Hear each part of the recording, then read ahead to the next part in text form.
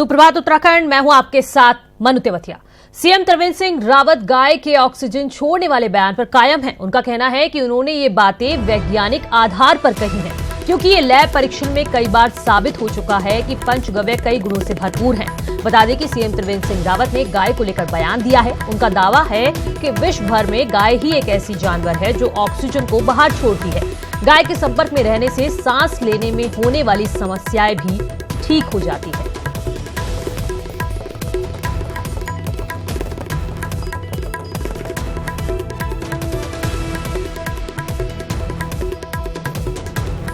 तो सीएम त्रिवेंद्र सिंह रावत ने जो बयान दिया है कि गाय ऑक्सीजन छोड़ती है, इसके बाद तरह तरह के रिएक्शंस आ रहे हैं लोगों की तरफ से। हालांकि सीएम त्रिवेंद्र सिंह रावत ने बाद में सफाई दी है और कहा है कि उन्होंने वैज्ञानिक आधार पर ये बयान दिया है। उन्होंने कहा है कि ये लैब परीक्षण में कई बार साबित हो चुका है कि पंचगव्य कई गुणों से भरपूर है।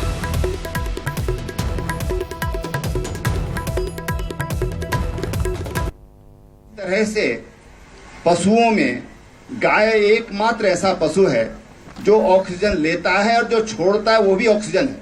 केवल एक पशु है, इसलिए उसको हमने माता का दर्जा दिया कि वो हमको प्राणवायु देता है। कहते हैं कि अगर किसी को सांस संबंधी तकलीफ है, अगर वो गाय की मालिश करता है तो उसके सांस के संबंधी तकलीफ दूर हो जाती है।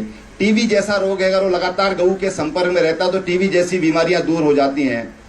वो जो पंचगव्य है, मैंने तो उस पर पूरा वैज्ञानिक परीक्षण कराया था जब मैं पशुपालन मंत्री था।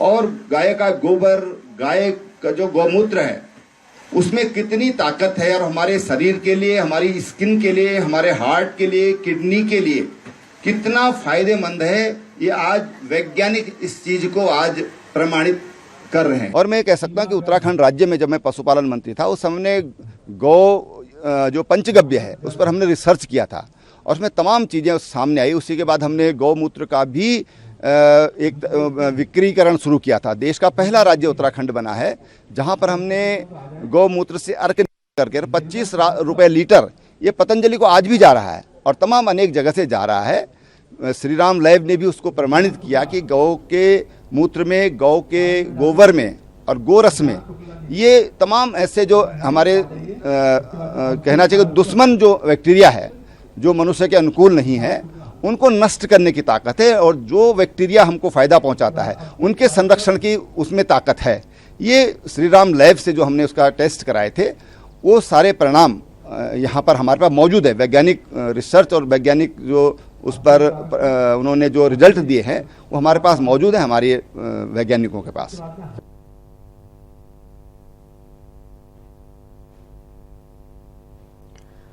और इसी खबर पर बातचीत करने के लिए हमारे सहयोगी किशोर रावत जुड़ गए हैं देहरादून से। किशोर, पहले सांसद अजय भट्ट ने महिलाओं को नॉर्मल डिलीवरी के लिए एक यूनिक फॉर्मूला बताया था और अब सीएम त्रिवेंद्र सिंह रावत ये बयान दे रहे हैं। देखिए, जिस तरीके से मुख्यमंत्री ने एक बयान दिया है जिसमें उन्होंने कहा है कि गाय ऑक्सीजन छोड़ती है और ऑक्सीजन लेती भी है।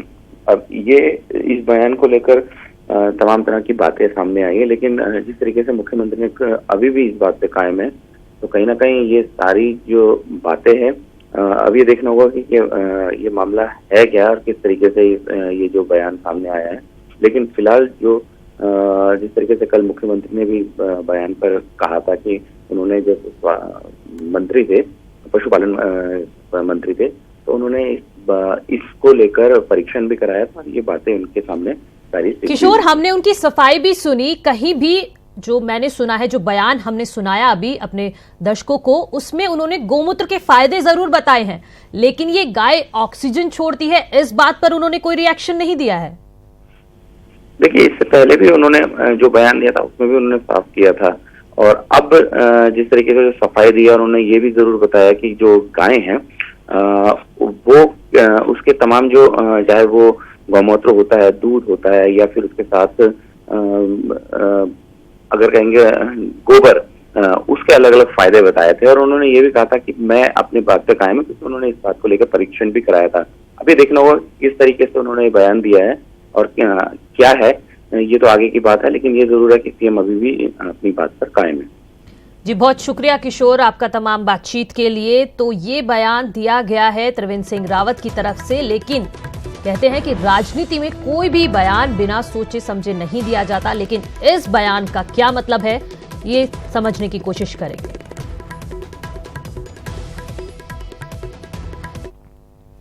आगे बढ़ते हैं। ऋषिकेश में भोले के भक्त सैलाब में फंसे लोगों के लिए देवदूत साबित हुए। यहां बारिश की वजह से बीन नदी में अचानक पानी बढ़ गया, जिससे कई लोगों की जान मुश्किल में पड़ गई।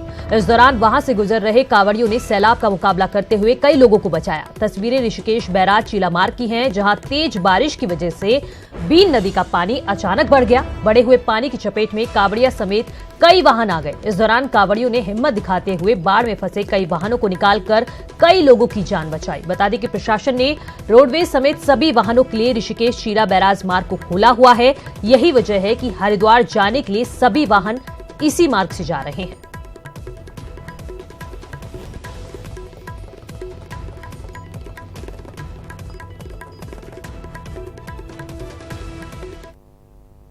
उधर देहरादून में लगातार हो रही बारिश ने नगर निगम की पोल खोलकर रख दी है। निकासी की पर्याप्त व्यवस्था न होने से पानी सड़क पर इकट्ठा हो गया है, जिससे लोगों को आने जाने में परेशानियों का सामना करना पड़ रहा है। दर्शन लाल चौक पर पानी इतना भर गया कि लोगों की गाड़ियां फंस गई। पानी के बीच फंसी हुई गाड़ियों को निकालने में चालकों को काफी मशक्कत करनी पड़ी।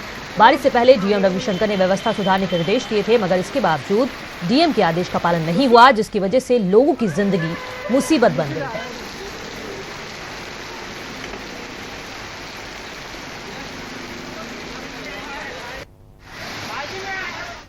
ऋषिकेश चंबा में NH94 पर नरेंद्रनगर कुमारखेड़ा के पास लैंडस्लाइडिंग के चलते यातायात बार बार बाधित हो रहा है, जिससे लोगों को काफी परेशानी का सामना करना पड़ रहा है।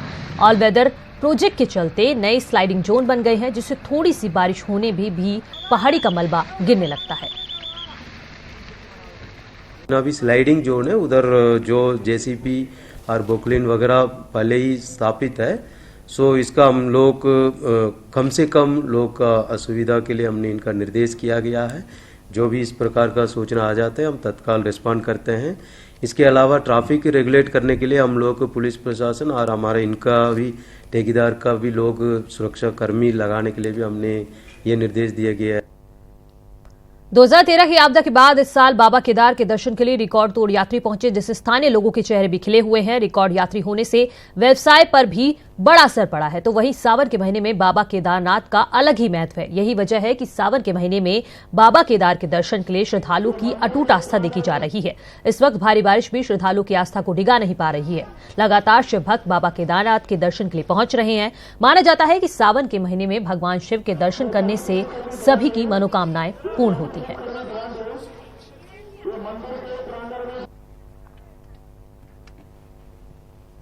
आगे बढ़ते हैं। उधम सिंह नगर से खबर है, जहां सोशल मीडिया में इन दिनों दो भाजपा नेताओं द्वारा एक सरकारी अधिकारी के साथ की जा रही बदसलूकी का एक वीडियो वायरल हो रहा है।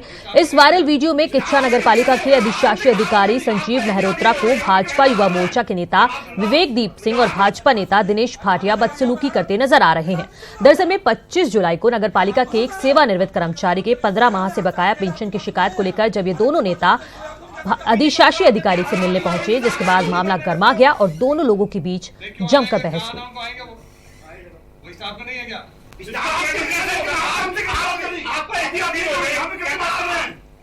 तो सोशल मीडिया पर एक वीडियो वायरल हो रहा है, जो हम आपको दिखा रहे हैं कि सरकारी अधिकारी के साथ बीजेपी नेताओं ने बदसलूकी की है।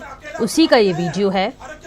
जो बताया जा रहा है उसके मुताबिक ये दोनों ही नेता, जो भाजपा नेता हैं दीप सिंह और दिनेश भाटिया, नगर पालिका के सेवानिवृत्त कर्मचारी के 15 माह से बकाया पेंशन की शिकायत लेकर पहुंचे थे नगर पालिका के पास, जो अधिकारी था उसके पास। इसी दौरान दोनों नेताओं के बीच और पालिका कर्मचारी के बीच ये बहस हुई, जिसका ये वीडियो अब सोशल मीडिया पर वायरल हो रहा है।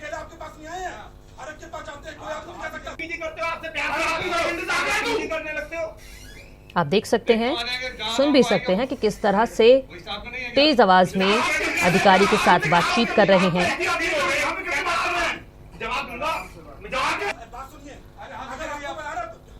और इसी खबर पर ज्यादा जानकारी के साथ हमारे सहयोगी पूरन सिंह रावत जुड़ गए हैं। पूरन, सबसे पहले पूरा मामला समझाइए।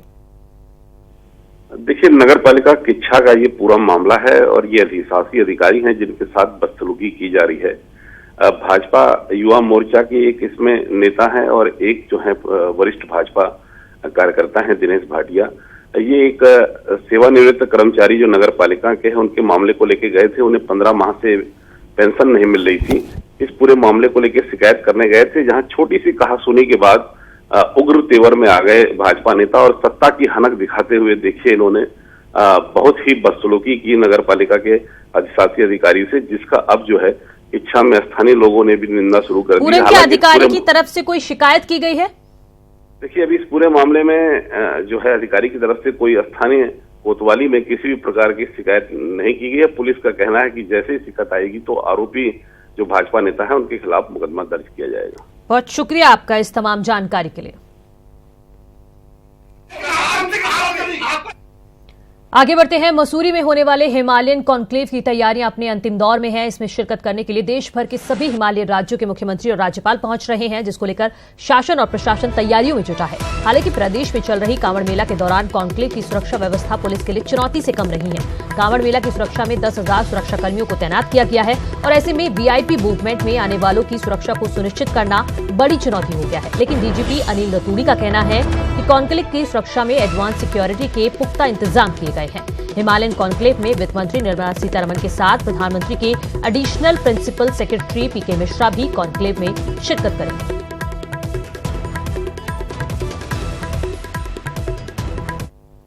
हिमालय राज्य है, उनके माननीय मुख्यमंत्रियों का कॉन्क्लेव हो रहा है और ये जहां एक हमारे लिए खुशी की बात है, हम उनका स्वागत बड़े उत्सुकता से करेंगे।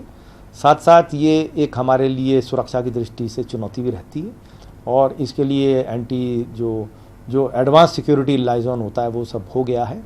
हम आशा करते हैं कि ये कॉन्क्लेव बहुत शांतिपूर्ण, सुरक्षित और एक अच्छे माहौल में होगा। उत्तराखंड में पंचायती राज संशोधन अधिनियम को राज्यपाल ने भी मंजूरी दे दी है। पहले से ही संशोधन का विरोध कर रही कांग्रेस का कहना है कि वो संशोधन के खिलाफ कोर्ट जाएगी। वहीं सीएम का कहना है कि कोर्ट जाने का अधिकार सभी को है, लेकिन ये बात हम सबको समझनी होगी कि 2 बच्चों की अनिवार्यता से जनसंख्या नियंत्रण के लिए भी एक संदेश जाएगा। कोर्ट जाने का हर किसी को अधिकार है, लेकिन जो पंचायती राज एक्ट में 2 महत्वपूर्ण संशोधन किए गए, एक तो शैक्षिक योग्यता को लेकर के और दूसरा परिवार को लेकर के, यानी कि बच्चों को लेकर के, क्योंकि आज पूरा देश और दुनिया इस बात को लेकर चिंतित है कि जनसंख्या की जो जिस गति से वृद्धि हो रही है उसको कहीं ना कहीं कंट्रोल होना चाहिए और एक राष्ट्रीय कार्यक्रम है। जनसंख्या नियंत्रण ये इंदिरा जी के समय में शुरू हुआ था। हम तो ये कहना चाहते हैं सभी लोगों से कि ये राष्ट्रीय कार्यक्रम है, ये केवल किसी पार्टी विशेष की समस्या नहीं है या किसी प्रदेश विशेष की समस्या नहीं है। क्या उत्तराखंड में अफसरशाही हावी है? क्या मंत्रियों की बात अधिकारी नहीं सुनते? इस रिपोर्ट को देखिए और समझने की कोशिश करिए। सचिव ने लापरवाही की है। हमारे 2-3 बार 4 बार निर्देश देने के बाद भी उन्होंने काम फ्री सेक्टर पे जितना बढ़ना चाहिए नहीं बढ़े, यह उनकी लापरवाही है। चालक ने कई बार अपने अधिकारी को सूचित भी किया, वहाँ से प्रॉपर रिस्पांस नहीं मिला, तो मैं इस बारे में संज्ञान में लूंगा और ऐसे अधिकारियों के खिलाफ कार्रवाई निश्चित रूप से होगी। तो सुना आपने, ये हैं अरविंद पांडे और यशपाल आर्य, जो त्रिवेंद्र सरकार में अहम मंत्रालय संभाल रहे हैं, लेकिन अधिकारियों की मनमानी से परेशान हैं। प्रदेश में शिक्षा का क्या हाल है ये किसी से नहीं छिपा है और उसे सुधारने की जिम्मेदारी अरविंद पांडे पर है, लेकिन वे अपने सचिव से परेशान हैं और कह रहे हैं कि अधिकारी उनकी नहीं सुनते। सीआरटी हो गया, अभी फ्री सेक्टर की बात आपने कही है और इसमें भी मुझे ऐसा लगता है कि मेरे सचिव ने लापरवाही की है। हमारे 2-3 बार 4 बार निर्देश देने के बाद भी उन्होंने काम फ्री सेक्टर पे जितना बढ़ना चाहिए नहीं बढ़े, यह उनकी लापरवाही है और मैं इसकी शिकायत मुख्यमंत्री से, मैं आप लोग के माध्यम से भी और मौखिक रूप से मैं जाऊंगा मुख्यमंत्री से इसकी शिकायत करूंगा। ये तो रहे अरविंद पांडे। वहीं कुछ ऐसा ही हाल परिवहन मंत्री यशपाल आर्य के सामने भी है, जो अधिकारियों को कई बार निर्देश दे चुके हैं, लेकिन उसे अधिकारी अनसुना कर रहे हैं, जिसकी शिकायत के साथ कार्रवाई की भी बात कह रहे हैं। वहाँ पर चालक ने कई बार अपने अधिकारी को सूचित भी किया, वहाँ से प्रॉपर रिस्पांस नहीं मिला, तो मैं इस बारे में संज्ञान में लूंगा और ऐसे अधिकारियों के खिलाफ कार्रवाई निश्चित रूप से होगी। ये तालमेल समन्वय से काम करने की जरूरत है। हमारे अधिकारियों को भी कर्मचारियों के हितों का ध्यान रखना चाहिए, कर्मचारियों को अपनी जिम्मेदारी का एहसास होना चाहिए। तालमेल समन्वय से काम होता है। ये कोई पहला मामला नहीं है इससे पहले भी शासन और प्रशासन के लोगों में इस तरह की बातें सामने आती रही हैं। चाहे रेखा आर्या का अपर मुख्य सचिव राधा रतोड़ी से तनातनी का मामला हो या फिर वन मंत्री हरक सिंह रावत का फॉरेस्ट चीफ से विवाद, लेकिन इन मामलों का क्या हुआ किसी को नहीं पता। विधानसभा अध्यक्ष भी आईएएस अधिकारियों पर मनमानी का आरोप लगा चुके हैं, लेकिन सबसे बड़ा सवाल है कि शासन और प्रशासन के बीच पिसती हमेशा जनता ही है। देहरादून से न्यूज़ 18 के लिए भारती सकलानी की रिपोर्ट। उत्तराखंड में कांवड़ यात्रा चरम पर है। हर रोज लाखों की संख्या में शिव भक्त कांवड़ लेने पहुंच रहे हैं। पुलिस ने दावा किया है कि अभी तक 1.5 करोड़ कांवड़िए जल भरने पहुंच चुके हैं, जबकि 20 लाख से ज्यादा शिव भक्त नीलकंठ में दर्शन कर चुके हैं। हालांकि कांवड़ियों की भारी भीड़ के चलते गंगा में नहाते समय डूबने की कई घटनाएं भी सामने आई हैं, जिसमें जल पुलिस ने सतर्कता दिखाते हुए 41 कांवड़ियों की जान भी बचाई। साथ ही 616 भटके कांवड़ियों को भी सुरक्षित स्थानों पर पहुंचाया। वहीं डीजी अशोक कुमार का कहना है कि 29-30 जुलाई को 50 लाख से भी ज्यादा कांवड़िए के प्रतिदिन पहुंचने की संभावना है, जिसके मद्देनजर पुलिस की तरफ से व्यवस्था को सुचारू किया जा रहा है।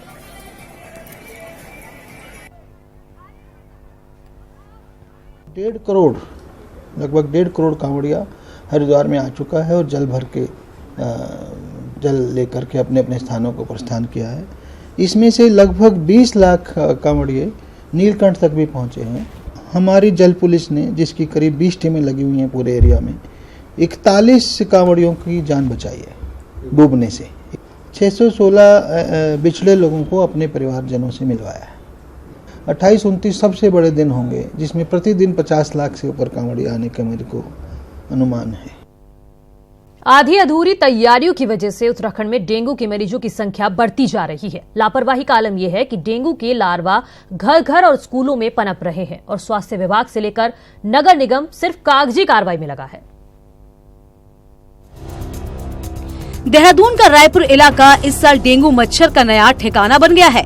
अब तक डेंगू के 34 मरीज अकेले रायपुर के कोरोनेशन और दून अस्पताल में एडमिट हो चुके हैं।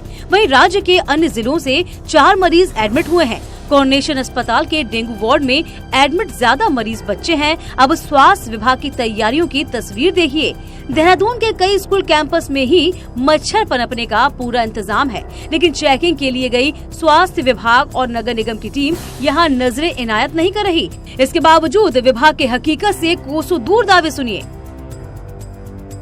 नहीं, देखिए प्रिपरेशन तो इसमें कोई कमी नहीं थी। लगातार जैसे फॉगिंग भी हो रही है, जगह जगह लोग जा भी रहे हैं, फिर भी हो सकता है कहीं पानी अगर कहीं इधर उधर इकट्ठा हो जाता है तो उससे मच्छर पनपने की पूरे चांसेस होते हैं। फिर भी लगातार फॉगिंग के अलावा जो लार्विसाइड का भी छिड़काव लगातार किया ही जा रहा है। वहीं नगर आयुक्त से जब निगम की तैयारियों को लेकर पूछा गया तो अब जाकर वो जागरूकता का ज्ञान लेकर जागे हैं। जिस घर से केस रिपोर्ट हुआ था वहाँ पर एक टूटे हुए बर्तन में पानी पड़ा हुआ था, सड़ा हुआ, और उसमें लार्वा पैदा हो रहे थे। तो देखिए, नगर निगम का जो दायित्व है उसको तो हम पूरी शिद्दत से पूरा करेंगे ही, लेकिन इसमें जब तक स्थानीय निवासियों का सहयोग नहीं मिलेगा तब तक इसको बहुत प्रभावी ढंग से नियंत्रित करना आसान नहीं होगा। बहरहाल घर में लोगों की लापरवाही वजह हो सकती है। घर के बाहर चाहे स्कूल हो या बाजार, वहाँ तेजी से पनप रहे लार्वा के लिए प्रशासन ही जिम्मेदार है। न्यूज़ 18 के लिए देहरादून से भारती सकलानी की रिपोर्ट। रुद्रप्रयाग में शिक्षा विभाग की लापरवाही देखने को मिली। दरअसल शिक्षा विभाग द्वारा 30 से कम छात्र संख्या वाले रुद्रप्रयाग के 5 स्कूलों को बंद कर उन्हें दूसरे स्कूलों के साथ मिलाया जा रहा है। इसी के तहत बोंठा और तूना में बने राजकीय उच्च प्राथमिक विद्यालय तृणा का गोफल्ड इंटर कॉलेज में विलय किया जाना तय हुआ है। मामला अभी तक लंबित है, जिसके चलते छात्र न तो राजकीय उच्च प्राथमिक विद्यालय तूड़ा में एडमिशन करवा पा रहे हैं और न ही इंटर कॉलेज गोफल्ड में। इस बीच बोर्ड परीक्षाओं के फॉर्म भरने की आखिरी तारीख 31 जुलाई आ चुकी है। इसी से परेशान होकर छात्रों और अभिभावकों ने जिला मुख्यालय में मौन जुलूस निकाला और शिक्षा विभाग पर छात्रों के भविष्य से खिलवाड़ का आरोप लगाया। इसके बाद वे जिला मुख्य शिक्षा अधिकारी के कार्यालय में अनिश्चितकालीन धरने पर बैठ गए। इसी के साथ इस बुलेटिन में इतना ही। आगे मेरे साथ देखिए खबरें दनादन। नमस्कार।